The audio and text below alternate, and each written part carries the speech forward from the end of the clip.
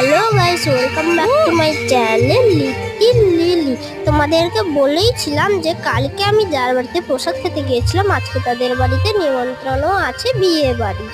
তো আজকে সেই ব্লগ নিয়ে তোমাদের কাছে চলে এসেছি। প্রথমে খাওয়ার টেবিলের কাছে বসে গেছিলাম, জলের বোতল দিয়ে দিয়েছে, তারপরে দিয়ে দিয়েছিল পাতা, খাওয়ার পাতা দিয়ে দিয়েছে, এরপরে দিয়ে দিয়েছিল স্যালাড, এরপরে দিয়ে দিয়েছিল লেবু, আর একটা পটল চিংড়ি মাছ দিয়ে একটা ভালো করে চপ, এরপরে ফ্রাইড রাইস আর চিলি ফিশ দিয়ে দিয়েছিল, যেটা খেতে অসাম হয়েছিল একেবারে, এটা খেতে সেই ছিল। তারপরে এসে গিয়েছিল কিন্তু একেবারে আলু ভাজা আর ভাত ডাল মেখে, আলু ভাজা দিয়ে খেতে জাস্ট ওয়াও লাগছিল গাইস। আমি তো খুব ভালো করেই খেয়েছি এটা। তারপরে চলে এসেছিল দই কাতলা। উফ, কি সুন্দর খেতে গাইস, মাছটা খুবই ফ্রেশ ছিল। এরপরে এসেছিল মাটন, এটা কিন্তু খুবই সুন্দর ছিল।